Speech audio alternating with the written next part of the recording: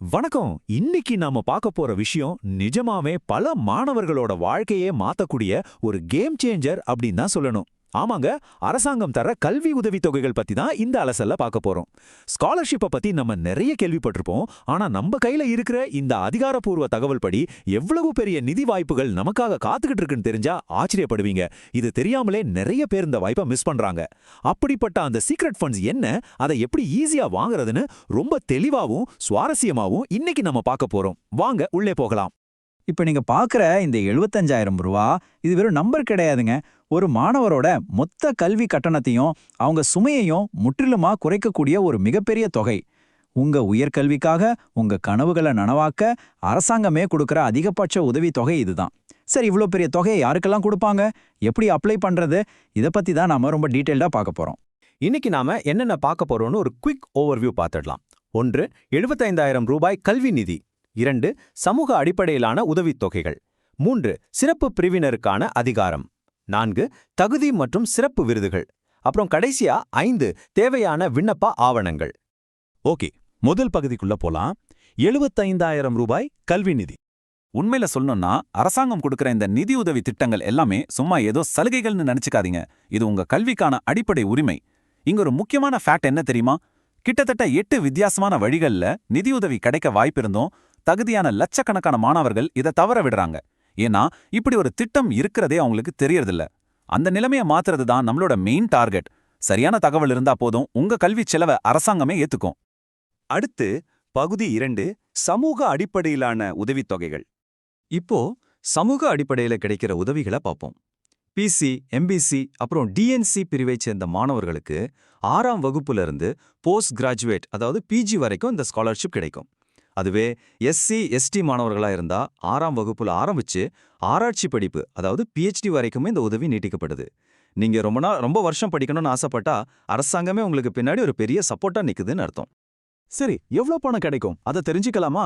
2 பிரிவினருக்குமே அதிகபட்சமா வருஷத்துக்கு 20,000 ரூபாய் வரைக்கும் நிதி உதவி கிடைக்கும். இதுல ஒரு ஸ்பெஷலான விஷயம் என்னன்னா, ஹாஸ்டல்ல தங்கி படிக்கிற மாணவர்களுக்கு எக்ஸ்ட்ராவா உதவித்தொகை தர்றாங்க. அது மட்டும் இல்லாம எஸ்சி எஸ்டி மாணவர்களுக்கு புத்தகங்கள் வாங்குறதுக்கும் ஸ்பெஷல் ஃபீஸ் கட்டுறதுக்கும் கூட தனி நிதி உதவி இருக்கு. குடும்பத்துக்கு எந்த பாரமும் வைக்காம படிக்கணும்னு நினைக்கிறவங்களுக்கு இது உண்மையிலே ஒரு பெரிய ரிலீஃப் தானுங்க. இப்ப 3வது பகுதிக்கு வரலாம். சிறப்பு மாணவர் பிரிவினருக்கான அதிகாரம். இந்த இடத்துல கொஞ்சம் கவனமா கேளுங்க. உங்க குடும்பத்துல நீங்க தான் முறையா காலேஜ்ல கால் எடுத்து வைக்கிறீங்கன்னு வைப்போம். அதாவது உங்க வீட்ல யாருமே இதுக்கு முன்னாடி டிகிரி படிக்கலன்னா நீங்க எந்த கம்யூனிட்டியா இருந்தாலும் சரி, உங்களுக்கு வருஷத்துக்கு 2,000 இருந்து 5,000 ரூபாய் வரைக்கும் ஸ்காலர்ஷிப் கன்ஃபார்மா கிடைக்கும். இதுக்கு நீங்க முதல் பட்டதாரி சான்றிதழ் வாங்கினா மட்டும் போதும்.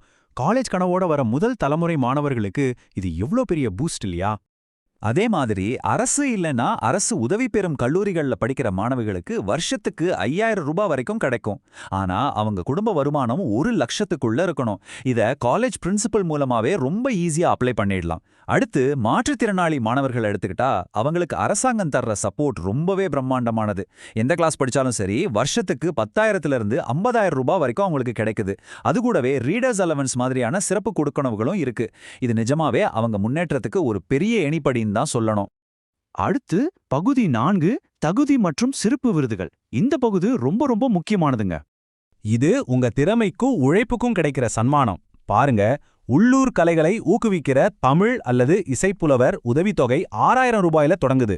நேஷனல் லெவல் NMMS எக்ஸாம்ல பாஸ் பண்ணா 48,000 ரூபாய். அதுவே வெளிநாட்டுல போய் படிக்கணும்னு நினைச்சா அதுக்கு 75,000 ரூபாய் வரைக்கும் கவர்மெண்ட் கொடுக்குது. உங்க கனவோட அளவு எவ்வளவு பெருசோ அதுக்கேத்த மாதிரி அரசாங்கத்தோட உதவியும் பெருசாகுது. இதை எப்படி வாங்குறதுன்னு ஷார்ட்டா சொல்றேன் கேளுங்க.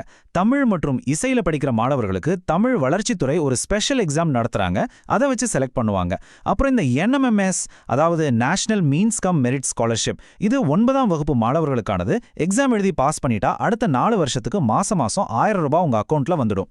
வெளிநாட்டுல உயர்கல்வி படிக்கணும்னு ஆசைப்படுறவங்களுக்கு தமிழ்நாடு உயர்கல்வித்துறை மூலமா அந்த 75,000 ரூபாய் நிதி உதவி கொடுக்கப்படுது. நீங்க உங்க திறமைக்கு ஏற்ற ஃபீல்டை சூஸ் பண்ணிக்கலாம். சரி, இப்போ கடைசி கட்டத்துக்கு வந்துட்டோம். பகுதி 5, தேவையான விண்ணப்ப ஆவணங்கள். நான் சொல்றதே இப்ப ரொம்ப நல்லா நோட் பண்ணிக்கோங்க. நாம இதுவரைக்கும் பார்த்த இந்த 8 ஸ்காலர்ஷிப் திட்டங்களுக்கும் நீங்க ஆன்லைன் மூலமா மட்டும்தான் அப்ளை பண்ண முடியும். எந்த ஆஃப்லைன் ஃபார்மும் கிடையாது.